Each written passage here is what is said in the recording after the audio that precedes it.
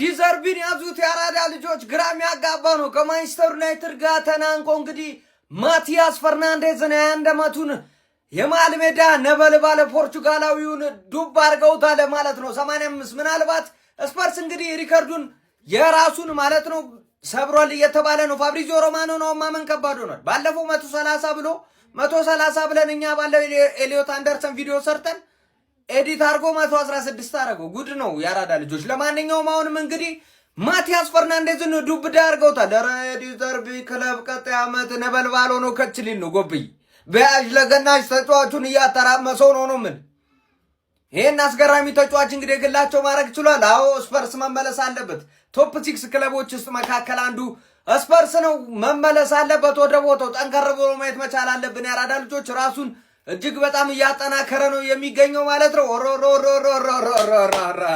ይሄንን ዋጋ የሚያስከፍል ዝውውር በየትኛው ተጫዋች እንደምታካክሱት ብቻ ነው ማየት የምፈልገው ኤሊዮት አንደርሰን ተበላ አዳም ዋርተንን ጭራሽ ረስታችሁታል አሁን ደግሞ ማቲያስ ፈርናንዴዝ ይቀጥላል ገና ሌላም ማለት ነው በቃ ምን አይነት ስፖርቲንግ ዳይሬክተር እንዳለ ግራም ያጋባል ግን የዚህን ተጫዋች ቦታና የዚህን ተጫዋች የመሰለ ተጫዋች ማጣት በየትኛው ተጫዋች እንደምታካክሰው ማየት ፈልጋለሁ በጣም አስቆጪ ማለት ነው ለረጅም አመታት ማገልገል የሚችል ድንቅ ተጫዋች ነበር በጣም የሚገርም ተጫዋች ማለት ነው ለማንኛውም ግን ምንም ማድረግ አይቻልም አስበሉት ልጁን አፈር ቡላ አፈር ያስበላችሁ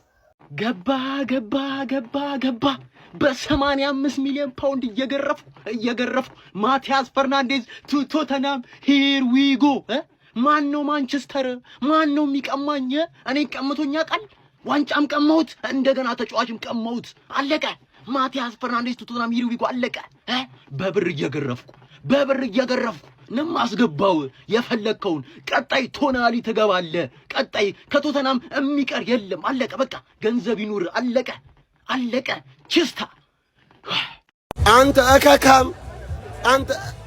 እከካም ነህ አንተ ቶተናም አልሄድም ማቲያስ ፈርናንዴዝ ትርፉ ምን እንደሆነ ታውቃለህ ፈርናንዴዝ በተባለ ቁጥር የትኛው እያሉ በጠየቁ ነው የቀለለልን በ85 ቶተናም ሰው ዩናይትድን የሚያህል ሀያል ቲም እየፈለገ አንተ የእከክ ጭላፊ ቶተናም ደና ቡድን አትሄድም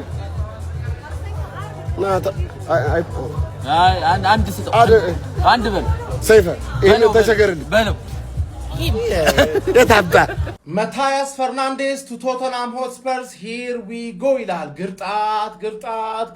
ግርጣት አባቴ ወይኔ አባቴ ሰር አሌክስ ፈርጉሰን ታክስ ወፍ ካሁን በኋላ በቃ ወፍ አሁን መጥቶ ምን ብላችሁ እንደምትሰክሱ ነው መስማት ፈልገው እኛ መክፈል አንፈልግም ምናምና ድሮ ምን በብር ፊሊዝን እየተገረፍኩ ምናምን በጥራዝ ብር ምናምን ተፎክራል ነበር እንዴ አባቴ አምና ብራያን ምቦሞን የወሰርክበት ያለ ቻምፒየንስ ሊግ ብራያን ምቦሞን የወሰርክበት ሰውዬ አሁን 85 ጋራንቲድ ከፍሎ አንተ መክፈል ማትችለውን ገንዘብ ከፍሎ ለሬሌጌሽን ባትል ልጅ አመጣው ማለት ነው ገባህ አይደል አንተ ቻምፒየንስ ሊግ ያለህ ማለት በእናታችሁ ለማንቼ የ100 ብር ቻሌንጅ እናዘጋጅላት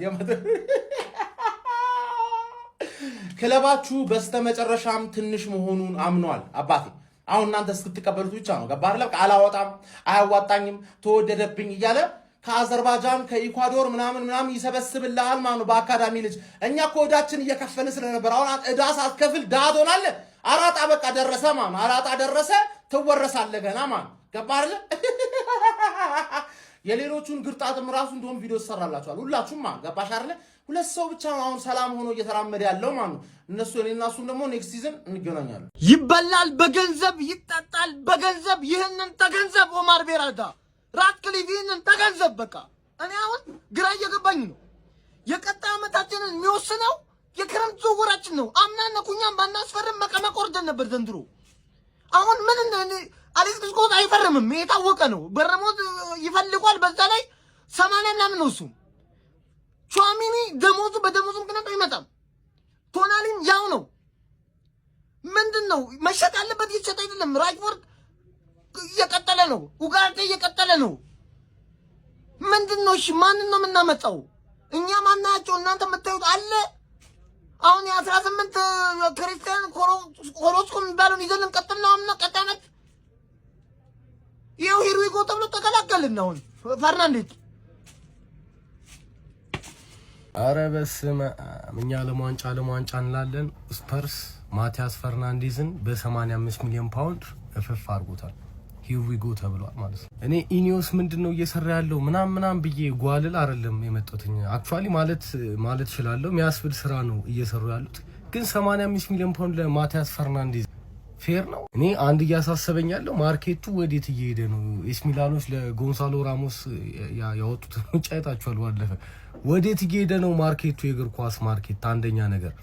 ሁለተኛ እኛ ልናስፈርማቸው የምንችለው አሁን የዶርትሙንዱን ሚድፊልደር ነው። አሁን እንትን ዩናይትድ ታርጌት አድርጎ እየተንቀሳቀሰ ያለው አሁን ተብሏል። ማቲያስ ፈርናንዴዝ 85 ሚሊዮን ፓውንድ በጭራሽ እኔ ማለት ማማበት ዋጋ በጭራሽ ዩናይትድ ከ60 እስከ 65 ምናምን ነበር እየተባለ የነበረው።